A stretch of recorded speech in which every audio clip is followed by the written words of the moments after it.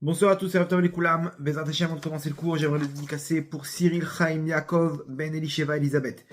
Une petite annonce, jeudi prochain, le jeudi 15 janvier, nous mettons en place un tikkun shovavim, la réparation des fautes mises en place par le Harizal, selon la Kabbale, un jour de jeûne avec la Tzedaka, une prière spéciale, donc en direct, sur place, à Ashdod, à 13h30. Vous avez sûrement dans les liens, dans les descriptions de cette vidéo, les liens des groupes WhatsApp pour s'inscrire. Le numéro du groupe, c'est le plus 972 534 90 29 00. Vous inscrivez, on vous donne la marche à suivre. Ça sera sur place, venez nombreux et en direct pour ceux qui ne peuvent pas se déplacer, en direct sur Zoom, pour nos amis du Canada, de France, des États-Unis. Un jour de jeûne et de la tzedaka et on remet complètement notre neshama à zéro. On ramène toutes les étincelles perdues dans cette galoute et on change notre mazal pour la suite, pour finir cette galoute Bezrat Hashem de la meilleure des manières. Donc je vous invite à y participer, à partager la vidéo et surtout à entamer cette chouva comme il faut pendant ce petit temps de shovavim propice pour l'occasion. Alors ce soir on va apprendre un message incroyable qu'on tire de la paracha. On peut arriver à connaître, à savoir quelle est notre place dans ce monde, notre vraie place dans ce monde, notre niveau. On se pose la question de dire à quoi j'ai l'air dans les mondes d'en haut. Est-ce que je suis dans le droit chemin ou pas? Est-ce que j'ai tellement d'épreuves, j'ai tellement de souffrances que peut-être que voilà, en haut mon niveau c'est une serpillière et que finalement comment on peut savoir si on est à un bon niveau? Et vous allez voir qu'on va prendre ça dans la paracha de la semaine et surtout par rapport à l'actualité. L'actualité, il y a un message sympathique. Comme vous avez dû le voir, l'histoire avec le Venezuela. Les États-Unis font une action incroyable, d'aller en plein cœur du Venezuela, dans la capitale, d'aller chercher le président dans sa demeure, en pyjama, de le tirer lui et sa femme, une opération de commando, et d'éviter une guerre. D'éviter une guerre, ça aurait pu être une opération comme en Irak, en Afghanistan, en une guerre avec les États-Unis et le Venezuela.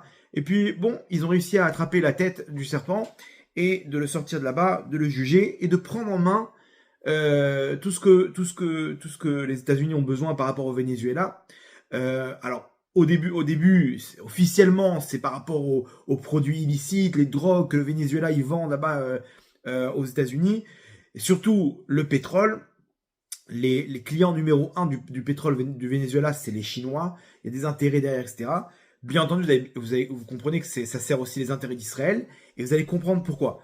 En fait, le Venezuela, c'est le numéro 1 de blanchiment, le pays numéro 1 de blanchiment d'argent au monde. C'est-à-dire que le Hezbollah et l'Iran, tout ce qu'ils arrivent à tirer leurs dollars, leur argent, c'est grâce au Venezuela. C'est-à-dire que le Venezuela, c'est toute l'abondance, l'abondance sur le plan financier des organismes terrorisme. Il y a des organismes terroristes qui sont dans la liste des organismes terroristes dans le monde, et donc il les banque, il les bloque. Tu peux pas faire de virement. Moi, je suis le Hezbollah. J'ai envie de faire un achat d'armes officiel à la Russie. Tu peux pas, t'as pas besoin de... Donc qu'est-ce qu'ils font? Ils avaient fait un gros reportage sur l'histoire, comment le Hezbollah, ils ont une contrebande là-bas de drogue au Venezuela, et là-bas ils arrivent à s'enrichir, ils arrivent à retirer de l'argent en espèces, ok, parce que les gens qui achètent des drogues, ils vont pas faire, ils demandent pas un ticket de caisse, donc ils payent ça en espèces, c'est des millions de dollars, et là-bas ils arrivent à acheter les armes, ils donnent ça à l'Iran, cet argent-là, et ils achètent et ils payent leurs soldats. L'Iran pareil, l'Iran ils sont bloqués dans les banques. Comment on fait? On a de l'argent, ok, on a vendu du pétrole, on a de l'argent qui vient de Chine, on doit passer par les banques. Comment on fait? Donc on va dire aux Chinois de vous envoyer l'argent à vous au Venezuela, et vous, comme vous avez une tonne d'argent en espèces, parce que vous avez vendu une tonne de drogue, donc cet argent-là, envoyez-nous dans des valises, et nous on va pouvoir payer les gardiens de la révolution, on va pouvoir payer nos armes, nos trucs, bien que toutes les banques elles nous ont fermé les portes, et que la monnaie là-bas iranienne elle est complètement en l'air. Donc le Venezuela, c'est le pays le numéro 1 de blanchiment d'argent. Eux, ça les arrange, ils ont plein d'argent en espèces. Comment on fait pour rentrer ça dans les banques? Donc eux, ils distribuent aux groupes qui ont besoin. Donc c'est eux qui sont en amont, qui distribuent toute l'abondance financière à l'axe du mal. L'axe du mal, l'Iran, le Hezbollah, le Hamas, etc. Donc maintenant, on a coupé la tête du serpent sur le plan financier. Donc imaginez-vous déjà l'Iran, ils sont mal et il y a plus d'argent, il y a plus de quoi manger, il y a plus d'eau et le peu d'argent qu'ils ont, ils investissent dans des missiles balistiques, dans des armes et bientôt ils ont plus de quoi investir dans les missiles balistiques, ils ont plus de quoi payer leurs soldats. Donc là dans les manifestations, on est peut-être dans un tournant parce on leur a coupé tous les ponts. Le Hezbollah pareil, ils ont plus maintenant de quoi faire passer de l'argent. Donc on va voir où ça va nous mener tout ça, mais vous allez voir que de là on déduit quelque chose d'incroyable.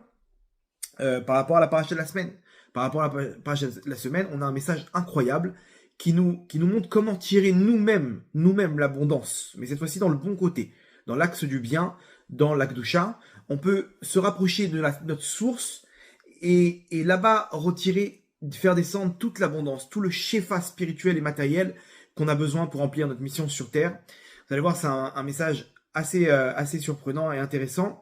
Accrochez juste vos ceintures, ok, pour le petit voyage. Et Bezrat Hashem, on essaiera d'emporter cette lumière avec nous. La paracha de la semaine, on rentre en galoute, Shemot, avec les comment dire, les Bnei Israël qui descendent dans la galoute pour aller chercher leurs étincelles. Avant de descendre, Yaakov, il fait une bracha. Il fait une bracha à ses enfants. Et vous allez voir que c'est quoi la valeur de la bracha? La bracha, c'est là où on fait descendre, en fait, un flux, une abondance spirituelle, ok, qui va se matérialiser dans quelque chose.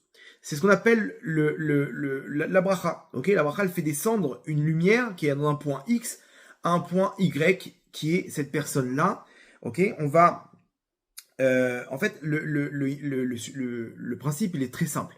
C'est que plus on se rapproche, en fait, de notre source spirituel, plus on se rapproche, plus on fait descendre sur nous le shefa, l'abondance.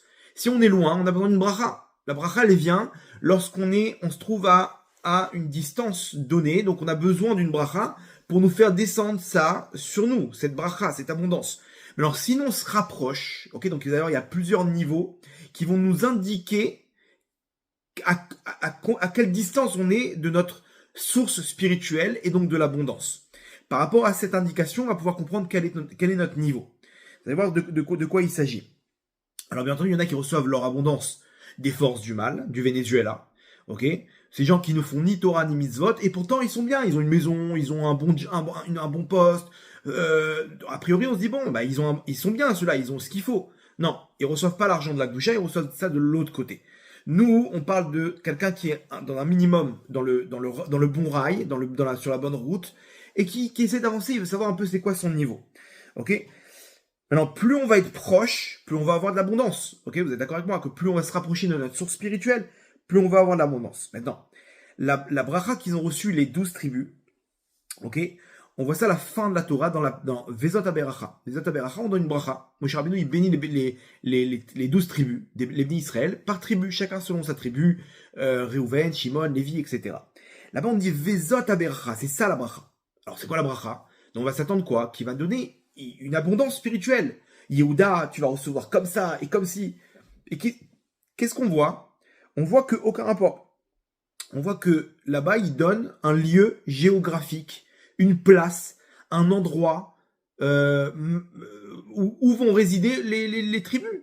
Et là, il annonce, je ne vais pas rentrer dans les psukim, dans les versets, mais là-bas, il donne un endroit. C'est-à-dire que la bracha Yehuda, toi, tu vas être dans tel endroit en Eretz Israël, dans tel lieu, dans tel plan géographique, dans telle circonstance géographique, des montagnes, la vigne, des champs, la mer, etc. Chacun y reçoit une place. Alors imaginez-vous, vous allez voir un grand rave. Vous lui dites, votre rave, j'aimerais bien une bracha. Ok, Mishébera, voilà, que tu habites maintenant à Jérusalem. Non, mais donnez-moi une bracha. Moi, je veux pas un endroit où habiter. Je veux une bracha. Je cherche maintenant à me marier ou à avoir des enfants. Vous me donnez, pour me donner une place. Pourquoi me donner une place?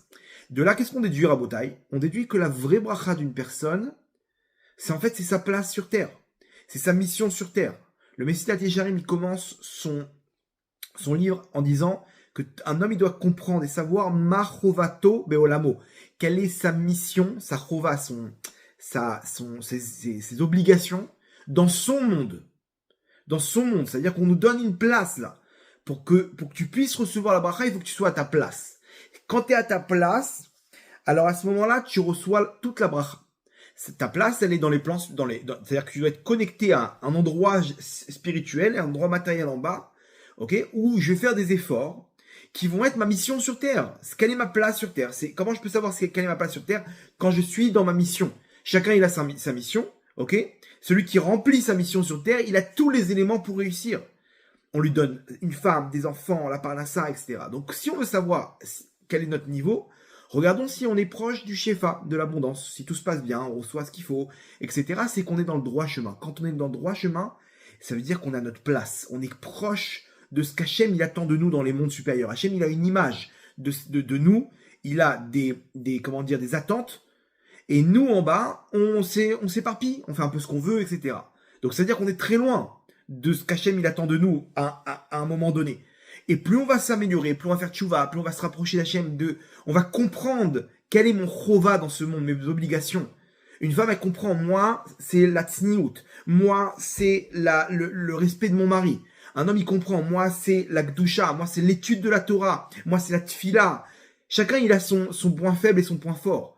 Et le Harizal, il explique tout simplement que c'est ça, les chovot d'un homme sur terre. C'est ce qu'il y a de plus fort, de plus dur pour lui et de plus facile. C'est ça ce qu'il doit prendre comme sa mission sur terre.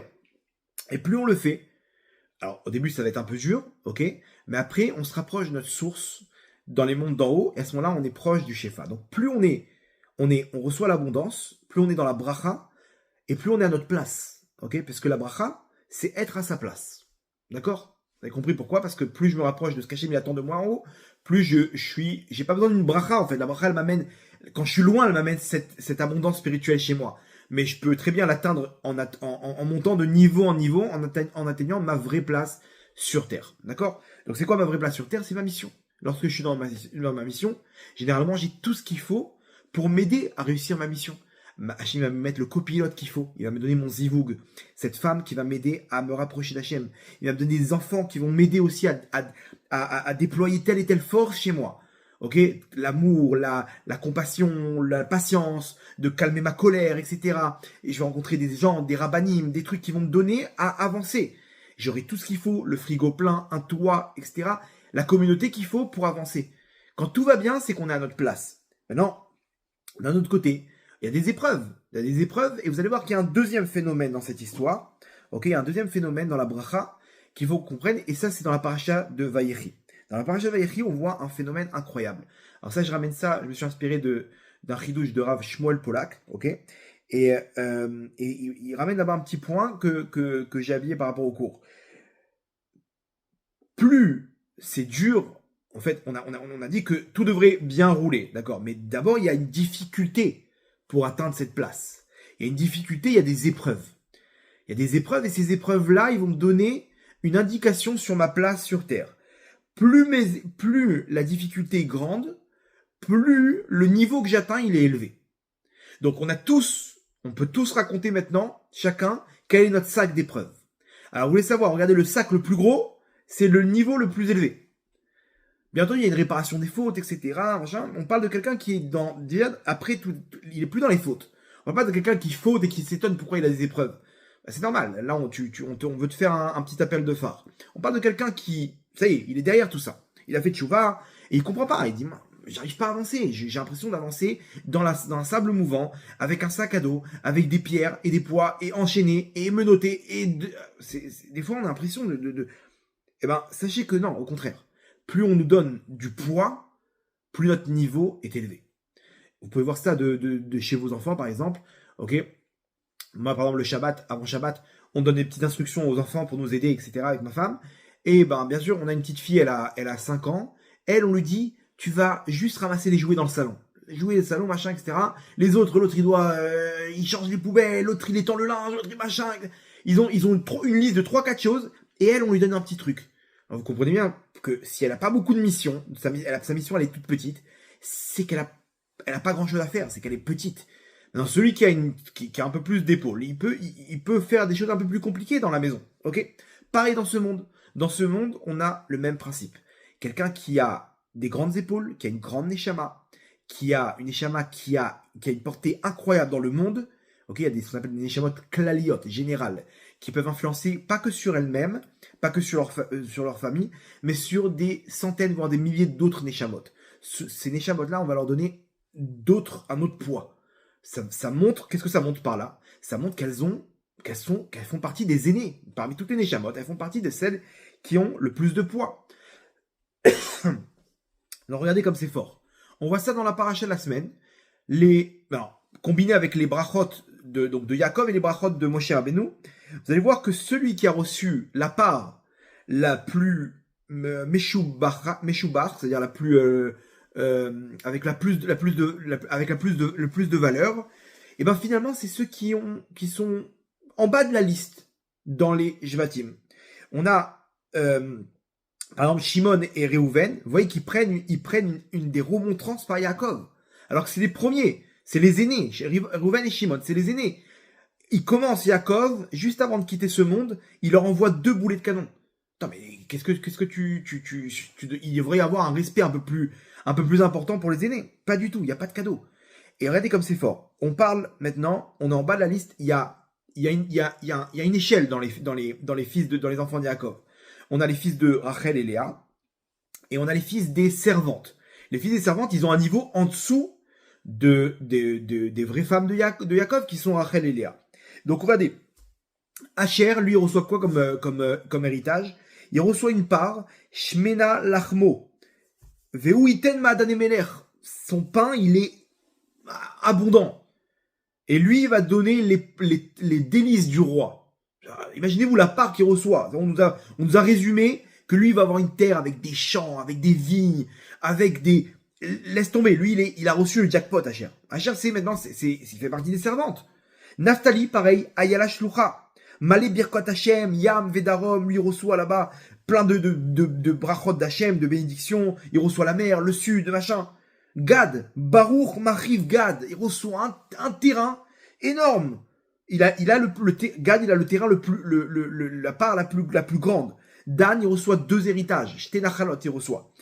On parle des enfants des servants, mais ils ont été gâtés, je comprends pas, c'est pas normal. Normalement, dans l'héritage, l'aîné, il reçoit 2 parts par rapport là, on parle des enfants, des fils des servantes. Maintenant, regardez, les enfants de Léa. Donc, les enfants de Léa, normalement, ils vont recevoir un peu plus de respect, un peu plus de kavod, un peu plus d'honneur, aucun rapport. Zevulun, alors on parle du plus bas, Zevulun. Lui, il reçoit quoi? Les Chof Yami Mishkon. Il va se retrouver là-bas sur la plage. Là-bas, la Gemara dans Megillah nous dit qu'il s'est plaint de ça, Hachem. Il dit, mais attends, mais t'as donné à tous mes frères t'as donné des champs et des vignes. Moi, tu me donnes la plage. Je peux rien faire avec la plage. Je peux rien planter. Je peux rien faire. Donc, déjà, il a reçu une part pas terrible. Issachar Rovetz ben Amishpetaim. Il est à l'image de l'âne. L'âne, il a beaucoup de travail à fournir. Il a un poids à porter. Il dort debout. Il n'a pas une vie facile, ok? Il n'y a pas les délices du roi, il n'y a pas de Madéméler, il n'y a pas de vigne, il n'y a pas de champ, ok?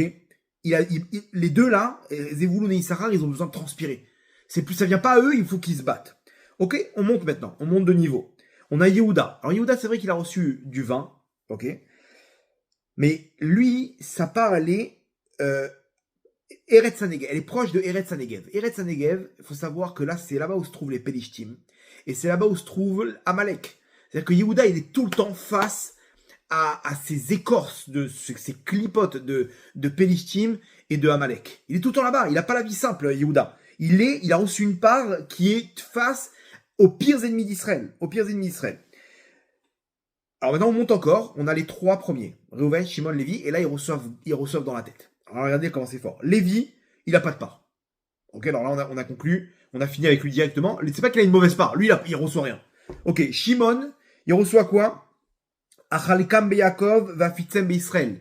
Xerat Galout. Hachem il décide de les éparpiller là-bas. Ils doivent recevoir leur parnassa en étant enseignants pour les enfants, Talmud et Torah. Ils ont une part, mais ils sont pas là-bas, ils sont éparpillés dans Israël pour pouvoir enseigner. Reuven, lui, il habite pas en Israël. Il a une part, mais Be'ever la Yarden, de l'autre côté du Jourdain.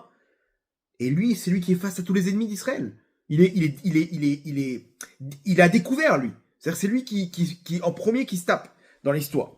Ok? Donc, résultat des courses. Qu'est-ce que vous déduisez par là? plus on monte dans la hiérarchie des frères des enfants de Yaakov, moins on reçoit, ok? Donc vous avez compris pourquoi? Parce que plus tu as les épaules larges, plus on va te donner des missions sur Terre. Si ta mission, elle est dure, ok? Ça veut dire que t'es venu pour une grande mission. Si on te donne pas beaucoup de choses à faire, le mec, il est né dans une famille religieuse, de Torah, de mitzvot, de Gdusha, dans un Talmud Torah, tout a été servi sur un plateau, et l'autre, il s'est fighté contre les forces du mal. Il est parti de très loin, et elle s'est convertie, elle a franchi tous les obstacles, et elle souffre. C'est pas pour rien. C'est parce que toi, tu as une neshama de fighter, et lui, il a une neshama très faible. Comme ça, il dit, Rabbi Chaim Vital, dans Shara Gilgulim.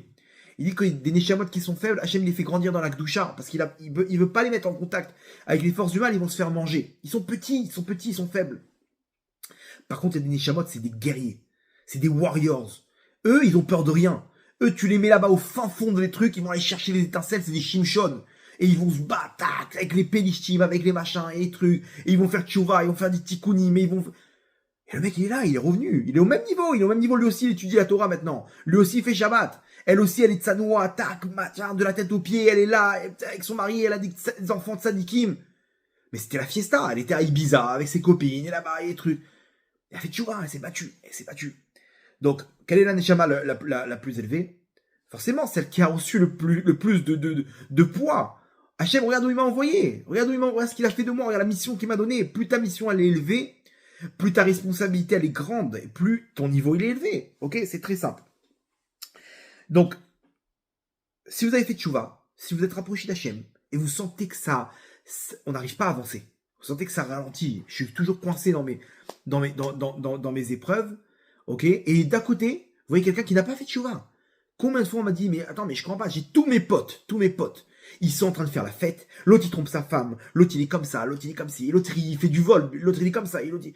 Ok? Et ils sont bien, ils ont pas d'épreuves. Moi j'ai fait tchouva, je me fais éclater. Pourquoi Gvodrav? J'en ai marre, j'ai envie de retourner. Non. Eux, ils sont faibles, ils ont rien gagné. Le mec, on leur a donné toutes ces mises, on leur a donné dans ce monde-là. Ils vont arriver à présent à temps, on va dire, retourne sur Terre, sadique. T'as rien fait, t'as pas fait ta mission sur Terre. Tu fais une petite mission, machin. Et toi, t'as pas la même neshama. Toi, t'as une neshama qui a un gros potentiel. T'as une neshama qui illumine le monde. T'as une neshama klalit qui est dans l'arbre. Les neshamot du Ham Israël, ils sont à l'image d'un arbre. Ok? On a des feuilles. Ok, et on a des branches, et on a ces branches-là qui viennent, qui se rejoignent dans une grande branche, qui a un tronc. Le tronc, c'est le tzaddik et sodolam, c'est un tzaddik. De là, il y a plusieurs tzaddikim, ok, avec d'autres personnes, et jusqu'à qu'on arrive à la fin de tous les embranchements, on arrive à des feuilles. Ok, ceux que tu vois qui n'ont pas d'épreuves dans leur vie, qui sont bien tranquilles et tout, c'est des feuilles. Toi, t'es une branche, donc ça veut dire que t'as des centaines de feuilles auquel tu peux influencer. Donc c'est forcément, t'as pas le même poids. Ok? Lui, c'est un balayeur. Il a pas de pont, il a rien. Si c'est raté là-bas, personne va lui rien dire. Toi, t'es PDG d'une entreprise. Ok? Sur le plan spirituel. Si tu fais une erreur, c'est pas le même truc. On parle pas des mêmes dimensions. Ok? Tout le monde comprend comment ça marche. Donc, petit récapitulatif. Ok? On a dit que la bracha sur Terre, c'est d'arriver à sa place, d'arriver à sa mission sur Terre. Pourtant, des fois, notre mission, elle n'est pas simple. Notre mission, elle n'est pas simple. Et pour y arriver à cette mission, ok, ce qu'Hachem, il attend de nous, pour ça, il faut voir exactement la valeur de cette mission. Plus la mission, elle est difficile, plus notre place plus on est élevé dans les mondes supérieurs. Tu veux connaître ta vraie place sur Terre? C'est ta mission. Ta mission, quand tu vas y arriver, tu vas recevoir beaucoup d'abondance. Mais pour ça, c'est très dur. Et plus tu montes de niveau, plus c'est dur. Ok, mais tu reçois en contrepartie. T'es dans la bracha. T'es dans la bracha, tu reçois ce qu'il faut pour... Mais c'est dur. Il y a plein de... Mais c'est normal, parce que t'as un niveau élevé.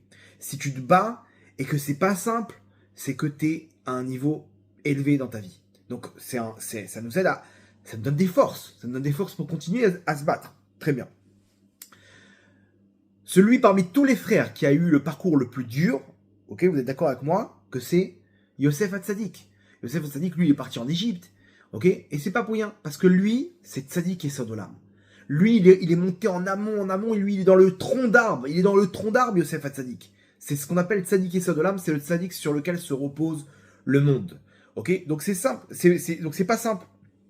Il a dû subir tout ce qu'il faut.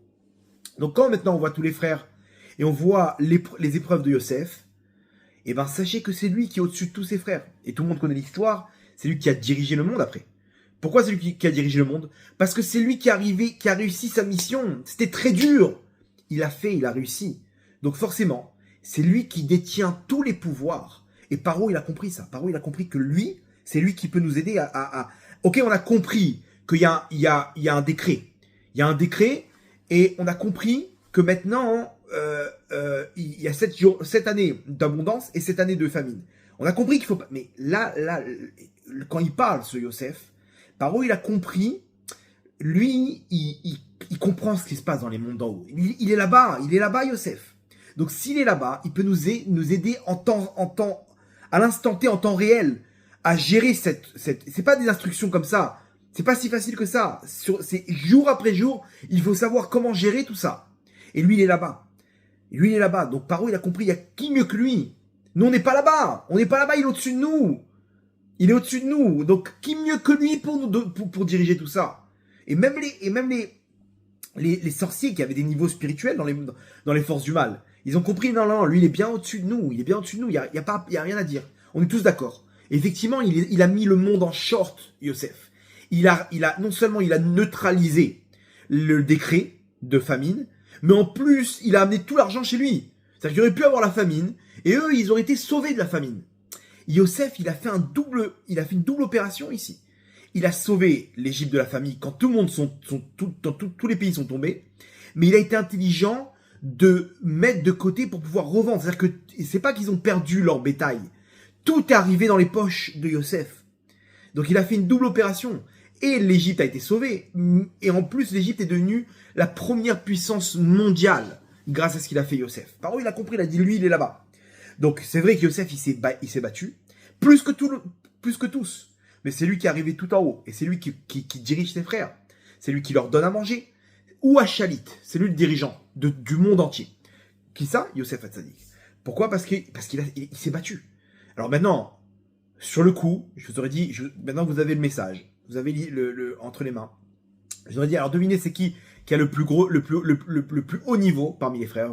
Vous aurez réfléchi, regarde lui la mission qu'il a eue. Effectivement, c'est Yosef. Maintenant, il a réussi sa mission. Effectivement, il a réussi sa mission, il s'est battu. Il n'a pas abandonné.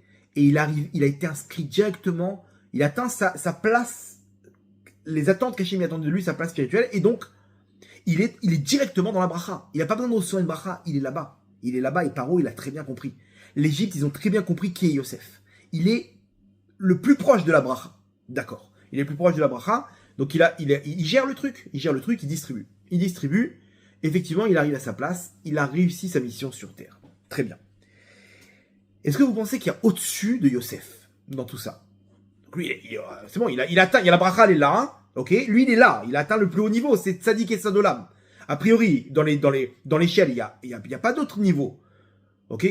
Qu'est-ce que vous en pensez? Est-ce que vous pensez qu'il y a un autre niveau au-dessus de ça? Alors effectivement, il y a au-dessus de lui. Il y a celui qui est lui-même la bracha. Vayechi Yaakov. Yaakov, il est au-dessus de Yosef. Alors là, regardez, un chidouche énorme. Il y a la rencontre entre Yosef et Paro. Cette rencontre entre Yosef et Paro, c'est ce que je viens de vous expliquer maintenant. Il y a une autre rencontre qu'on a vue dans la paracha, c'est la rencontre entre Yaakov et Paro. Là, entre les lignes, il se passe quelque chose d'incroyable. Paro, rappelez-vous, il voit Yosef comme une star. C'est lui qui va tout diriger. C'est une pièce maîtresse dans les mondes d'en haut. C'est à lui qu'il faut donner maintenant c'est à lui d'orchestrer maintenant toute l'abondance. Qu'il est là-bas. Il est là-bas. Très bien. Paro, il rencontre Yaakov. C'est le père de Yosef. Et lorsqu'il part là-bas, je vous passe les détails, Yaakov, il lui fait une bracha. Il bénit Paro. Ok. Donc Yaakov, il lui fait une bracha. Et qu'est-ce qui se passe? On était à 7 années d'abondance et 2 années, sur les 7 années de famine, on était dans la 2e année. Et là, il y a la rencontre entre Yaakov et Paro. Lorsque Yaakov bénit Paro, écoutez bien, c'est pas que l'abondance, c'est pas que la famine a été contournée, le décret de famine disparaît. Quand Yaakov bénit Paro, à ce moment-là, il n'y a plus de famine dans le monde. L'Égypte devient la première puissance mondiale grâce à la bracha de Yaakov sur Paro. Paro, maintenant, quand il se dirige vers le Nil monte vers lui. C'est-à-dire que la bracha se trouve chez Paro. Il n'y a plus de famine en Égypte. Il n'y a plus de famine. C'est-à-dire qu'imaginez-vous, dans le monde, alors je ne sais pas c'est quoi ce qui se passe dans le monde, mais en Égypte, il n'y a plus de famine. Paro, il dit, ok, alors lui, là je m'y attendais pas. Yosef, il a su diriger l'abondance ici et contourner la famine. Yaakov, il annule la famine. C'est-à-dire que l'abondance, elle reste, mais il annule la famine. Je ne sais pas si vous vous rendez compte, le niveau. C'est-à-dire, imaginez-vous, Yosef, c'est comme le dôme de fer. Ils envoient les roquettes, le Hamas. Ok, Yosef, il bloque la famine. Il neutralise le décret. Donc, dôme de fer, il envoie des missiles qui contre les missiles. D'accord? Donc nous, on est tranquille, petit café à la maison, ça sonne, ok, tac, une petite sirène d'alarme, on rentre dans les chambres fortes, et là-bas, on sait qu'il y a une protection. Voilà, super, on a évité le décret, on a évité la famine grâce à Yosef. Yaakov, quand il vient, il détruit le Hamas. Il n'y a pas besoin de neutraliser le Hamas. Il n'y a plus de Hamas. Quand Yaakov il arrive, il n'y a plus de Hamas. Vous comprenez la différence entre Yosef et Yaakov? Le Hamas existe, le décret est là avec Yosef. Yosef, il dirige tout ça de la bonne manière. Super. Yaakov, c'est lui-même la bracha. Il est inscrit dans la bracha. Et lui décide que maintenant, il n'y a plus de famine. Alors là-bas, quand il était à Canaan, il ne pouvait pas le faire parce qu'il devait descendre en Égypte. Mais là maintenant, quand il bénit Paro, Hachem lui montre, regarde ta bracha. Regarde Yaakov, quel niveau tu as atteint. Tu n'as pas atteint le plus haut niveau, tu es toi-même la bracha. Tu es toi-même, tu as atteint toi-même le niveau de vie. Vaïri Yaakov. Tu vis dans ce monde-là et dans le monde futur déjà à l'éternité. Tu as atteint déjà ce qu'on appelle Ben Olam Haba. Tu t'appartiens déjà au monde futur dans ce monde-là. Yaakov, quand il bénit ses enfants, c'est lui-même la bracha. Il fait descendre. Alors, imaginez-vous de quoi on parle. On parle Paro, il voit ça. Il dit, lui, il ne faut pas le perdre. Donc, comprenez bien. Lorsqu'il est mort, Yaakov, l'Égypte a pleuré pendant 70 jours. 70 jours. Plus que Yosef Hatzadik. Et pourquoi? Parce qu'ils ont compris. Attends, maintenant qu'il est parti, comment on va faire? Comment on va faire maintenant? Il n'y a plus de bracha. Maintenant, là, on a souffert pendant 2 ans. On s'est fait vider nos poches. Quoi? 5 ans maintenant, on va devoir souffrir? Qu'est-ce qui se passe? Que Yaakov, il a complètement annulé ou pas? Quand Yaakov était là pendant 17 ans, il n'y avait plus de famine. Donc l'Égypte pleure en connaissance de cause. On a perdu la bracha. On a perdu Yaakov. Ils ont pleuré plus que Yosef. Que Yosef, c'était la star de l'Égypte. Non, Yaakov, c'était au-dessus de Yosef. Maintenant, je pose la question. Qui a souffert le plus? Yosef ou Yaakov? Yaakov, toute sa vie, c'était que des épreuves, Rabotai. Il n'y a pas plus que Yaakov dans les souffrances. Parce que lui, il doit être en haut de l'échelle de tout le Ham Israël. Donc il a sur ses épaules un poids de tout le Ham Israël. Et donc il se bat, bras de fer sur bras de fer, parce qu'il doit liquider et neutraliser et briser les forces du mal. Donc lui, comme un cheval de guerre au galop, il prend les missions qu'Hachem lui envoie. Il n'y a pas de problème. Donc nous, on est loin de ça, ne vous inquiétez pas. Lui, c'est une vie d'épreuve, mais nous, on n'est pas du tout au même niveau. Mais comprenez comment ça marche. Plus on te donne des missions sur terre, plus ton niveau est élevé. Et donc Yaakov, c'est lui-même la bracha. C'est lui qui bénit ses enfants. De qui on parle, Rabotai? On parle de Ishtam Yoshev Ohalim, un petit Bachour Yeshiva qui étudiait la Torah. Ok, c'est par lui que passe toute la bracha dans le monde. Ishtam Yoshev Ohalim. Yosef était dans les affaires du monde. Il était là, il était truc super. Mais sache qu'il y a au-dessus, il y a la bracha. Et j'ouvre une parenthèse, Rabotai. J'ouvre une petite parenthèse. Parce qu'aujourd'hui, il y a des débats terribles. Et des rabbinim qui amènent ces débats, vraiment, c'est une honte. C'est une honte. Où on compare le travail fourni par les soldats et le travail fourni par les étudiants en Torah. Genre, entre guillemets, genre, voilà, eux, ils défendent leur pays et eux, ils ne font rien. Ils ne font rien pour défendre leur pays. Ok? Alors moi, j'aurais plutôt dit que les soldats et les étudiants contre le Hamas. Pourquoi forcément rentrer dans le discours de l'extrême gauche de vouloir détruire le gouvernement en utilisant les étudiants en Torah? c'est une honte parce que ça fait que diviser le Ham Israël. Et ça rajoute de la haine et ça nous écarte de la galoute. Bref, maintenant comprenez bien, ici on a sur terre des gens qui sauvent le Ham Israël sur le terrain, mais on a en amont ceux qui font descendre la bracha. L'étude de la Torah, et Binyamin Netanyahu lui-même le dit ces derniers jours, que sans la Torah, le Ham Israël n'aurait pas été à cette place aujourd'hui. Est-ce que vous pensez que la protection qu'on a, elle est naturelle? Le Ham Israël, c'est ce même Ishtam, Yoshev Ohalim, ce même Yaakov que lui-même était la bracha, lui-même faisait descendre la bracha sur Yosef. Yosef, il était sur le terrain. Au-dessus de lui, il y avait cet homme-là qui étudiait la Torah du matin au soir, qui était Yaakov. Que la Torah nous décrit, Ishtam, Yoshev Ohalim, un homme simple qui étudiait la Torah dans les tentes. Mais c'est cette Torah qui faisait descendre la lumière qui va permettre à nos soldats de réussir. La Gemara dans Sanhedrin a dit que sans David Améler qui étudiait la Torah, Yoav qui était son général de guerre, n'aurait jamais pu remporter les guerres. Et d'un autre côté, attention, sans Yoav, David Améler n'aurait jamais pu étudier la Torah. On a besoin des deux. La Gemara nous met en un équilibre entre ces deux forces, matérielles et spirituelles. Et on tombe dans le piège de dire, voilà, les parasites, eux, ils n'aident pas le Ham Israël avec leurs livres arriérés antiques du Talmud. La Gemara dans Sanhedrin Rabotai, Sadik Tet Amoudbet, 99b.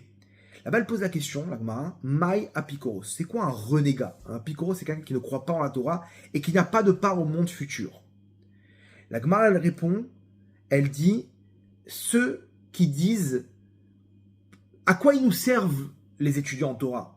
Tout ce qu'ils étudient, c'est pour eux, tout ce qu'ils enseignent, c'est pour eux, ils amènent aucune utilité au Ham Israël. Ils sont avec leurs livres.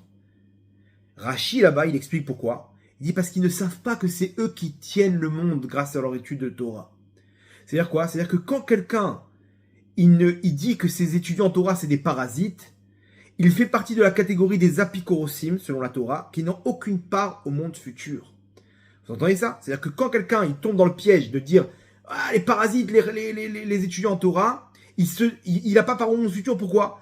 Parce que c'est ce même Yaakov que dont tu es en train de te séparer. Tu es en train de te séparer de Vayechi Yaakov, la vie dans le monde futur, qui est le Olam Haba.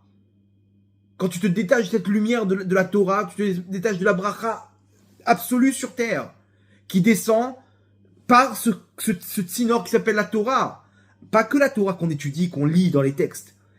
Le Rashash, Rabbi Shalom Sharabi, dit que le flux spirituel par lequel descend toute l'abondance de ce monde s'appelle la Torah. Et plus tard, dans les mondes matériels, elle va se matérialiser dans le texte qu'on connaît. Mais si on étudie la Torah, on se relie à cette bracha. Yaakov, Ishtam Shevalim, c'est lui la bracha. Lorsqu'on se sépare, on dit oui, à quoi ils nous servent les étudiants en Torah? À quoi nous sert la Torah? Alors à ce moment, on se sépare de la bracha et on n'a pas part au monde futur, c'est pas une punition. C'est juste que quand tu es relié à cette lumière, alors Vayechi Yaakov, toi aussi tu peux vivre parce que tu es relié à cette lumière de Torah. Je vous en supplie, Rabotai, ne perdez pas votre Olam Haba, ne rentrez pas dans le piège de ces gens qui critiquent la Torah et le monde de la Torah et les étudiants en Torah. La Torah, c'est elle qui amène la bracha dans le monde. Il faut s'accrocher. Alors, à plus forte raison, si on donne pour la Torah. À plus forte raison, si on aide la Torah et les yeshivot. Et à plus forte raison, si on aide sa source. Vous savez que chacun, on a une source. Si tel rave, il est là dans ta communauté, ou que lui t'a aidé à faire tchouva, c'est pas pour rien, c'est que t'es relié à sa neshama. Toi, t'es une des branches qui est embranchée à lui, à ce rave, ou à cette yeshiva, ou à cette communauté. Donc c'est là-bas qu'il faut que tu donnes. Parce que c'est là-bas que tu vas recevoir encore plus de bracha, d'abondance. Aujourd'hui, malheureusement, le Yetzirah, il nous fait donner à des pauvres. On sait même pas ce qu'ils font avec. Ok? Et donc, en fait, on croit qu'on a donné, mais on n'a rien fait. On a donné à des institutions, on sait même pas ce qu'ils font. Il y a la moitié qui vont dans la poche des secrétaires et des machins, des trucs. Il reste plus rien. T'as donné quoi? T'as acheté des couches pour vous comprenez, il y a renseignez-vous un peu plus. Il y a quelqu'un qui t'a aidé à te rapprocher d'Hachem, donne là-bas. Parce que c'est pas pour rien, c'est lui ta source. Je ferme la parenthèse Rabotai. Mais tout ça pour dire quoi? On revient dans le message. Yaakov, c'est celui qui a souffert le plus. Et ben lui, il est au-dessus de Yosef. Lui, c'est il est pas le plus proche de la bracha, c'est la source de la bracha, Rabotai. C'est la source de la bracha. Et c'est là-bas qu'on se trouve. Veve mitramem keneged oran shel chachamim. Le Pirkei Avot nous disent, réchauffe-toi devant la lumière des chachamim. C'est une lumière, c'est une bracha. Ve'eve zahir begachelatam shelo tikave. Et fais attention à leur braise de peur de te brûler. Pourquoi? Parce que si je me sépare de cette lumière, ça se transforme en braise, ça me brûle.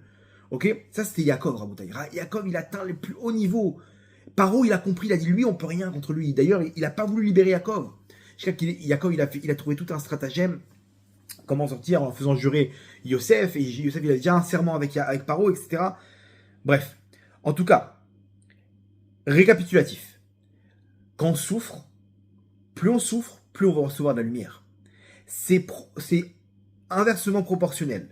C'est-à-dire qu'il faut comprendre que plus on descend, plus on a le potentiel, la capacité d'arriver très haut. Qui est Shev Bachocher, Adonai Orli. Puisque, regardez le klal, l'équation. Puisque j'étais dans l'obscurité, alors Hachem m'a éclairé.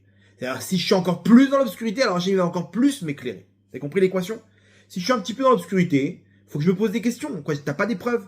Tu reçois rien dans ce monde-là. T'es venu, Hachem, il t'a envoyé dans ce monde-là pour rien faire. C'est-à-dire, imaginez-vous quelqu'un, il est sur un champ de bataille, en train de fumer, ça tire dans tous les sens. Ta. Toi, t'as pas reçu une mission. Pose-toi des questions. C'est pas possible que t'es venu sur le champ de bataille, t'as pas de mission. Et on a tous une mission. Lui, c'est l'aviation, lui, c'est la marine, les trucs, Toi, t'as pas reçu une mission. Peut-être que, t'es pas dans le rail. T'es pas dans le rail. T'es même pas encore dans le rail. D'abord, il faut arriver dans ce rail-là, et après, on peut trouver on peut comprendre quel niveau on a. Des fois, malheureusement, en Rabota, il y en a qui ont toujours pas fait de tchouva. Ils ont de l'abondance, et ça. Ils disent, voilà, moi, je suis dans la bracha, regarde, j'ai une entreprise comme ça, et machin. Non, aucun rapport. T'es dans le Venezuela. Là, t'es dans le Venezuela, ok? Dans l'abondance de l'axe du mal. Il y a l'abondance de l'axe d'Usha. L'abondance de l'axe d'Usha, Rabotai, c'est des épreuves. C'est une mission, c'est faire descendre une lumière, c'est se battre. Et plus tu te bats, plus tu réussis, et plus tu reçois la bracha, plus tu reçois l'abondance. On veut tous décrocher notre abondance.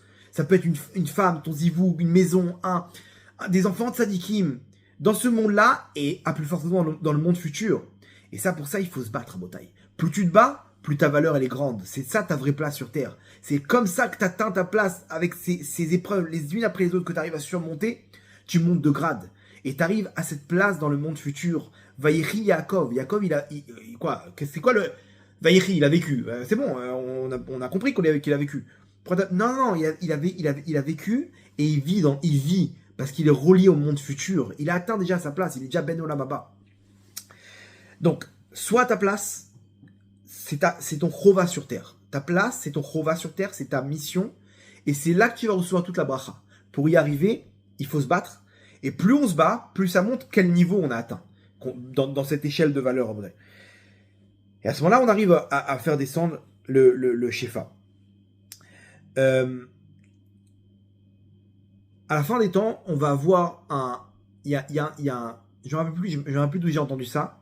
Ok, mais il y a un principe qui dit que les épreuves de la fin des temps, on appelle ça Chevle Mashiach. Chevle Mashiach, c'est les souffrances de la venue du Mashiach. C'est le même terme que les souffrances qu'une femme enceinte elle a pour accoucher, ce qu'on appelle les contractions. D'accord? C'est à l'image de contractions. On appelle Chevle Leda, les contractions de l'accouchement. C'est le même terme qu'on emploie pour la venue du Mashiach. Chevle Mashiach. Il y a une interprétation qui dit Chevle, c'est quoi? C'est les Chaval. Chaval, c'est quoi quand on traduit? C'est dommage. Quand on dit Chaval, c'est-à-dire quoi? Ah mince, dommage. C'est quoi ce dommage? C'est qu'à la fin des temps, les Chevle Mashiach, Chevle, c'est au pluriel. Ok, Chaval, au pluriel, c'est Chavalim, Chevle. Quand on contracte avec Mashiach. Les dommages de la fin des temps. Lorsque le Mashiach il va se dévoiler, dans le monde, il y aura une tonne de dommages. De gens qui vont dire « Oh dommage, c'est trop dommage. Oh là là, j'aurais pu rien ce que j'aurais pu atteindre. J'étais à 2 doigts d'atteindre ce niveau. » Et on va se rendre compte que même un niveau supérieur, un homme, il est nirvé miroupato shel chavero. Il est brûlé par la choupa. La choupa, c'est-à-dire les honneurs qu'on va lui donner à la fin des temps, à son ami, de son prochain, c'est-à-dire celui qui est juste au-dessus de lui, il va voir la différence.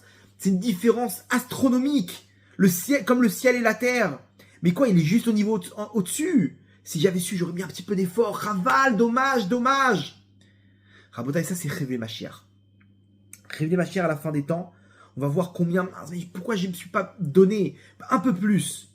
Parce que tout va se dévoiler. On va voir combien, en fait, ceux qui souffraient, ceux qui se battaient, ceux qu'on a l'impression, c'est une serpillière lui. Tu regardes comment il arrête pas de tomber, il se relève, il retombe, il est très loin d'Hachem. Aucun rapport. Olam Afour Raïti Lemala. Un monde à l'envers, j'ai vu en haut. Les sages nous disent que ceux qui sont en haut, dans ce monde-là, dans les mondes supérieurs, après 120 ans, ils seront en bas. Et ceux qui sont en bas, a priori dans ce monde-là, eh ben peut-être qu'ils seront tout en haut, dans le Gan Eden. Pourquoi? Parce que le mec, il est là, il a sa communauté, sa yeshiva, et tout coule de source, tout va bien, tout est en place. Mais tu fournis pas d'efforts, c'est que t'es stagné. Tu crois que t'as un haut niveau, mais Hachem il t'a mis là parce que t'étais faible, ça dit, t'étais faible. Et lui, elle, ils se sont fightés, ils se sont battus. Alors c'est vrai que sur le, a priori, à l'extérieur, de l'extérieur, on a l'impression que c'est les mecs qui sont blessés, ils sont bossus, ils sont cabossés, ils ont, c'est normal, ils ont des bosses, mais parce qu'ils sont battus. Tout propre, tout bien, tout nickel avec sa petite cravate. Alors Hachem, qu'est-ce que je vais recevoir? Mais attends, mais tu rigoles ou quoi? Tu vas rien recevoir, mon sadique. T'as rien fait. Raval, dommage, tu voulais pas te battre. T'avais un petit dé à coudre, c'est ça ce que tu vas recevoir, tu l'as rempli, super. Lui, il avait un camion citerne à remplir, c'était hyper dur. Mais regarde le niveau qu'il a atteint. Regarde le niveau qu'il a atteint, Rabotaï. Et d'un autre côté, sinon c'est injuste. Lui, il a grandi là-bas, il a tout reçu. Alors il va recevoir un Gan Eden de fou. Et moi, regarde où tu m'as fait grandir, Hachem. C'est pas de ma faute. Je me suis battu encore plus. Hachem, il juge l'effort. Tu t'es fighté, t'es en haut, t'es dans la bracha, mon tzadik. T'es dans la bracha, ma tzadika. Alors peut-être qu'on va pas le voir tout de suite. Peut-être qu'on va le voir qu'après. Mais après 120 ans, d'un coup, on va avoir des surprises. Et quand Hachem, il va lever le rideau, on va arriver au Révélé Mashiach, Rabotaï, à la fin des temps. On va dire, mince, Raval, c'est trop dommage. C'est trop dommage. Regarde ce que j'aurais pu faire. Un niveau supérieur. Donc, Rabotaï, si vous souffrez, si vous êtes dans l'obscurité, si c'est dur pour vous, tenez bon. Continuez le chemin. Continuez le chemin, parce que il n'y en a pas pour longtemps déjà, premièrement, mais deuxièmement, votre place dans les mondes d'en haut, elle est très grande. Elle est très grande. Et des fois, on a besoin de voir un petit peu le salaire pour comprendre. On a besoin d'un peu de voir notre place. Et voilà. Maintenant, on a compris comment ça marche. Donc, changez de paire de lunettes. C'est de comprendre, de voir votre vie, au contraire, avec le niveau élevé que vous avez, la grandeur et la valeur de votre neshama par rapport aux épreuves de la vie tous les jours qu'on a. Je me rappelle quand j'étais à la yeshiva, j'avais des épreuves, mais vraiment, c'était au-dessus de la nature, c'était impensable, vraiment. Plus je me rapprochais d'Hachem, plus je prenais des claques. C'était des épreuves, mais terribles. Et j'allais voir mon Rav, je lui disais, mais Rav, mais qu'est-ce que je fais? Qu'est-ce que j'ai fait? Quoi, Hachem, il veut pas de moi. Il disait, Ras Shalom, bats-toi, mon fils, bats-toi. Et on avait, c'est-à-dire, même la poisse, elle peut avoir honte par rapport à ce qu'on vivait avec ma femme. Des épreuves sur épreuves, des déménagements, on arrive dans un appartement, moisissures, des inondations, des trucs, mais ils se sont acharnés sur nous, Rabotaïr, acharnés. À tel point que je pouvais plus étudier, j'arrivais plus à me concentrer, ma tête, elle était, quand je fermais les yeux, je sentais ma tête lourde, comme s'il y avait une bûche dans ma tête, je sais pas comment vous expliquer. Je peux plus rien étudier. Rava Abaye Amar. Je répétais 10 fois, Abaye Amar. Rav, j'arrive plus à étudier, je fais quoi? Il me dit, écoute, essaie de faire des mitzvot à la place. Ok, reste à la yeshiva. Fais des mitzvot. Qu'est-ce que tu veux faire? Rabotaï, la yeshiva, elle devait déménager d'endroit. J'étais celui qui préparait les cartons. Je mettais les livres dans les cartons. Je préparais le déménagement de la yeshiva. J'étais le shamash de la yeshiva. Pendant comme ça 2 mois, j'étais avec mon petit scotch dans les mains, en train de fermer les cartons, de noter, voilà, ça c'est les gmarottes, tac, tac. Je me rappelle, il y avait des nouveaux bachurim qui arrivaient dans les yeshiva. Ils disaient, non, moi, ça faisait des années que j'étais là-bas. Et ils me disaient, quoi, mais j'arrive pas à étudier, je suis désolé, je peux plus étudier. J'étais complètement en l'air à Botaï. Complètement en l'air.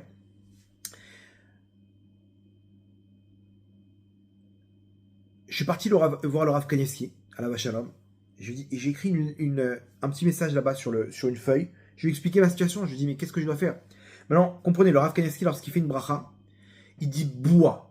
Des fois, il dit rien. Des fois, il dit, à l'époque, il disait bois. Bois, c'est quoi? C'est l'abréviation de bracha ve'atzlacha. La bracha ve'atzlacha, c'est la bracha, la bénédiction et la réussite. Donc, il te donne bois. Il n'a pas le temps comme ça parce qu'il y avait tellement de monde et tout. Bois, ça veut dire que c'est bon. C'est-à-dire que il t'a donné une bracha. Quand je suis parti le voir, je me rappelle, il a pris la feuille. Alors, il y avait des gens derrière moi et tout. Je lui donne la feuille, je lui explique un petit peu ma situation. Et ma question était simple, c'est est-ce que je dois continuer à étudier ou peut-être qu'Hachem il veut pas. Est-ce que la Torah est faite pour moi peut-être? Je sais pas, j'étais vraiment en doute de savoir, il faut que je demande à un grand d'Israël. Je suis face à un carrefour. Qu'est-ce que je peux faire pour débloquer tout ça? Et il y a un blanc, ça parle un peu à droite à gauche, il y a beaucoup de gens dans la pièce. Le Rav il lève la tête. Alors non, écoutez bien, il prend la feuille.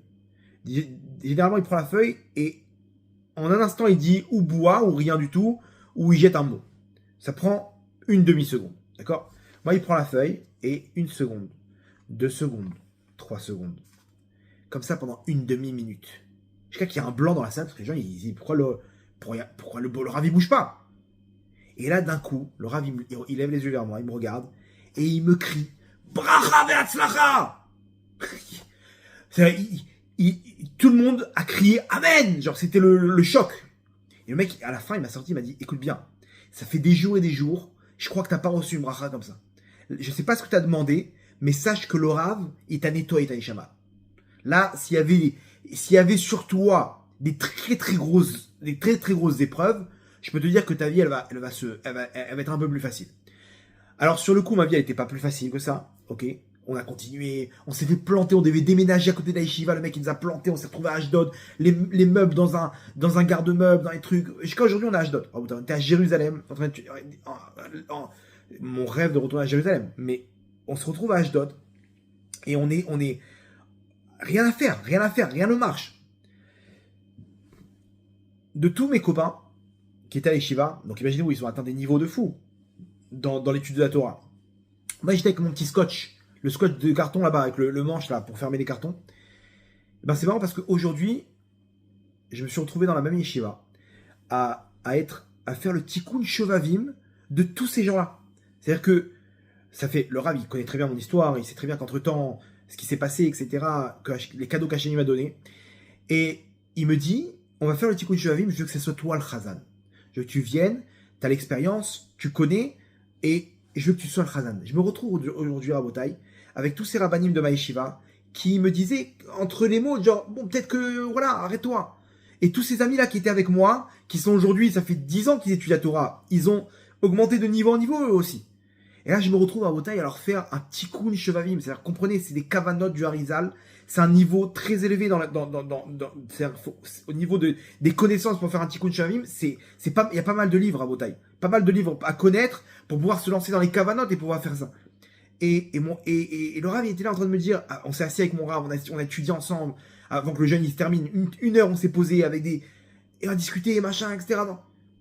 Et moi, il me regarde, il me dit, tu vois, on n'a jamais étudié ensemble, toi et moi, j'ai jamais atteint le niveau d'étudier avec le Rosh Yeshiva, imaginez-vous. Et il me dit, bah voilà, maintenant, tu vas revenir à Jérusalem, et on va réétudier ensemble. Tu vas venir, mais toi et moi, on va étudier des trucs un peu plus poussés, et toi et moi, que toi et moi. Il me dit, on devait pas étudier le pshat ensemble, d'accord? Le sens simple de la Torah. Et il était content de moi, tu reviens, il était que des brachot et des brachot. Et je me suis retourné derrière, je me suis dit, regarde Hachem comment il a fait les choses. C'est-à-dire que je suis tombé très bas. Mais Hachem me montre, regarde comment t'es au-dessus de tout le monde maintenant, dans cette occasion-là. Chacun il a son niveau, je me compare pas, mais là d'un coup, ça s'est retourné. Quelques années plus tard, je vois que les épreuves, elles m'ont amené à ce niveau-là. C'est comme ça que ça marche en montagne. C'est comme ça que ça marche. Plus tu descends, plus ça veut dire que tu as quelque chose à faire. C'est pas pour rien que les forces du mal, ils veulent t'attraper. Parce que tu as quelque chose en toi, tu as un potentiel. Donc Rabotai, continue le combat. Continue le combat, on lâche pas, et on se bat parce que c'est là-bas que se trouve la bracha. C'est là-bas que se trouve la bracha dans ce monde-là, et dans le monde futur à l'éternité. À l'éternité, Rabotai. Vaïchi Yaakov. Yaakov, il est où aujourd'hui?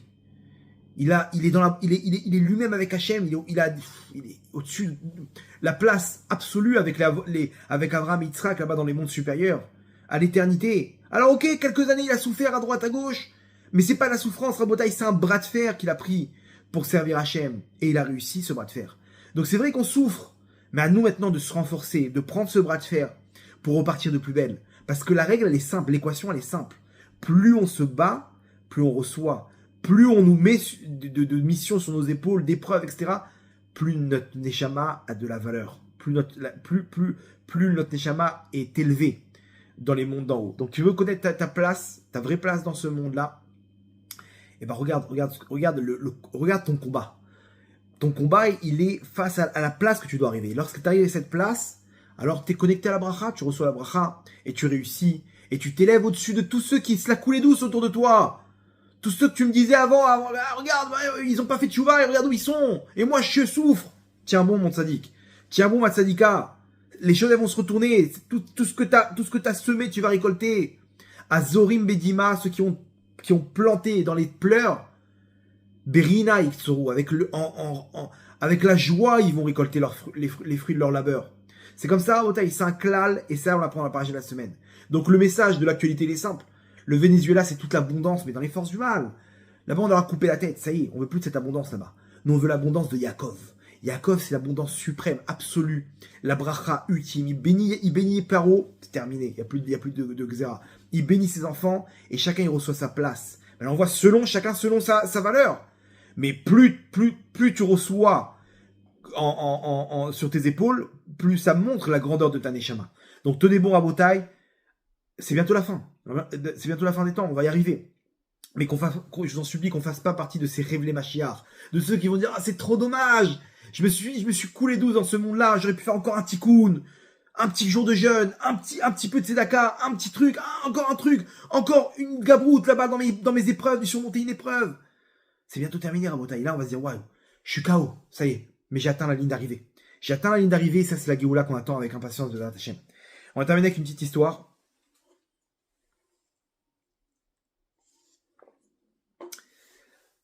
L'histoire d'un agent immobilier à New York, un Israélien qui est parti habiter à New York. J'avais déjà raconté cette histoire, vous allez voir comment on peut l'interpréter différemment.